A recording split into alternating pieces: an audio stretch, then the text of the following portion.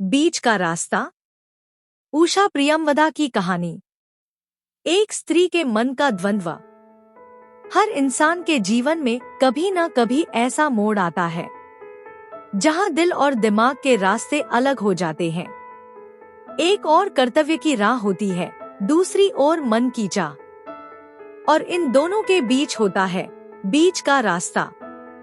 उषा प्रियमवदा जी की यह कहानी इसी मानवीय संघर्ष की कहानी है, एक स्त्री की जो अपने जीवन की दिशाएं खुद तय करना चाहती है। कहानी की नायिका है सुधा, एक सुसंस्कृत, शिक्षित और विनम्र स्वभाव की महिला। वह अपने पति अरविंद के साथ रहती है, जो एक सरकारी अधिकारी हैं। जीवन में किसी चीज की कमी नहीं है, घर है, गाड़ी है, प्रतिष्ठा है, पर भावनाओं का एक गहरा खालीपन है। अरविंद व्यवहार में सज्जन है, लेकिन उनका जीवन सिर्फ नियमों और जिम्मेदारियों के इर्द गिर्द घूमता है। सुधा के लिए उनके पास न समय है, न संवेदना। वो अक्सर कहते, अरविंद, संवाद, सुधा, भावनाओं से घर नहीं चलता, व्यवहार से चलता है। सुधा मुस्कुरा देती, पर भीतर से टूट जाती। वो चाहती थी कोई उसे समझे, उसके मन की दुनिया में झांके, पर ऐसा कोई नहीं था। इसी दौरान सुधा कॉलेज में पार्ट टाइम पढ़ाने जाती है। वहीं उसकी मुलाकात होती है राकेश से। राकेश एक प्रोफेसर है, संवेदनशील, विचारशील और बेहद सहज। उसकी आंखों में एक सच्ची अपनापन झलकता है। धीरे धीरे दोनों में बातचीत शुरू होती है। पहले कॉलेज की बातें, फिर किताबों की, फिर जीवन की। राकेश से बात करते हुए सुधा को एहसास होता है कि वो अब भी महसूस कर सकती है, अब भी मुस्कुरा सकती है। राकेश ने कभी सुधा से कुछ नहीं मांगा, बस उसका साथ, उसकी उपस्थिति। वो उसकी खामोशियों को भी समझ लेता था। एक शाम पार्क में टहलते हुए राकेश कहता है, राकेश धीमे स्वर में, सुधा, कभी सोचा है हम कितनी बार दूसरों के लिए जीते हैं, पर खुद के लिए नहीं? सुधा धीरे से, शायद औरों की खुशी में ही अपनी शांति ढूंढ लेते हैं। राकेश भावनात्मक स्वर में, पर अगर वो खुशी ही झूठी हो तो? सुधा के पास कोई जवाब नहीं था।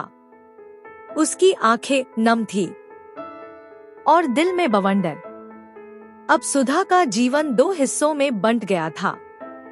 एक जहां उसका कर्तव्य था, अरविंद, समाज, परिवार, और दूसरा जहां उसका मन था, राकेश और उसका अपनापन। हर दिन वो इस द्वंद्व में जीती रही। रातों को नींद गायब हो गई थी। कभी आईने में खुद को देखती तो सोचती, क्या मैं वही सुधा हूँ जो कभी अपने सपनों पर यकीन करती थी? एक दिन राकेश ने कहा, राकेश भावनाओं से भरा, सुधा, मैं जानता हूँ तुम किसी बंधन में नहीं रहना चाहती, लेकिन अगर तुम चाहो तो हम एक नई शुरुआत कर सकते हैं। मैं सिर्फ तुम्हारा साथ चाहता हूँ। सुधा कांपते स्वर में, राकेश, हर रास्ता आसान नहीं होता। अगर मैं चली गई तो शायद सब कुछ पीछे छूट जाएगा, पर क्या मैं खुद से कभी नजर मिला पाऊंगी? राकेश, और अगर तुम नहीं चली तो क्या खुश रह पाओगी? रात भर सुधा को नींद नहीं आई। उसने महसूस किया दोनों रास्तों में कुछ न कुछ खोना तय है। एक रास्ता उसे समाज में रखेगा पर अंदर से तोड़ देगा।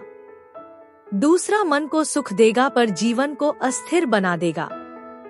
सुबह के सूरज के साथ उसने अपना निर्णय लिया। वो किसी भी छोर पर नहीं जाएगी। वो चुनेगी बीच का रास्ता।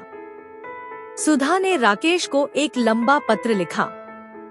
सुधा पत्र पढ़ते हुए भावनात्मक लहजे में, राकेश, तुमने मुझे एहसास कराया कि मैं भी जीवित हूँ। कि मेरी भावनाएं अभी मरी नहीं हैं, पर मैं अब किसी के सहारे नहीं जीना चाहती। मुझे अपने भीतर की खामोशी से दोस्ती करनी है।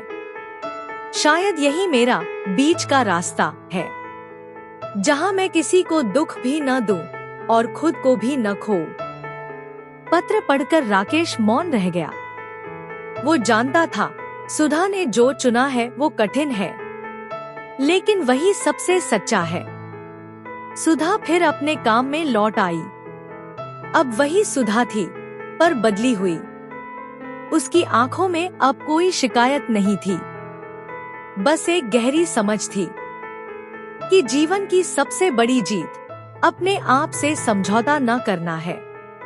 सीख। उषा प्रियमवदा की बीच का रास्ता हमें यह सिखाती है कि एक स्त्री का अस्तित्व केवल दूसरों की अपेक्षाओं में नहीं है। कभी कभी सही रास्ता वही होता है जो बीच में होता है, जहां आत्मसम्मान और आत्मशांति साथ चलते हैं। Presented by moral stories. इसी तरह की और प्रेरणादायक कहानियाँ सुनने के लिए चैनल को सब्सक्राइब करें और अपने बच्चों को ऐसी प्रेरणादायक कहानियाँ जरूर सुनाएं। धन्यवाद। आपका दिन शुभ हो।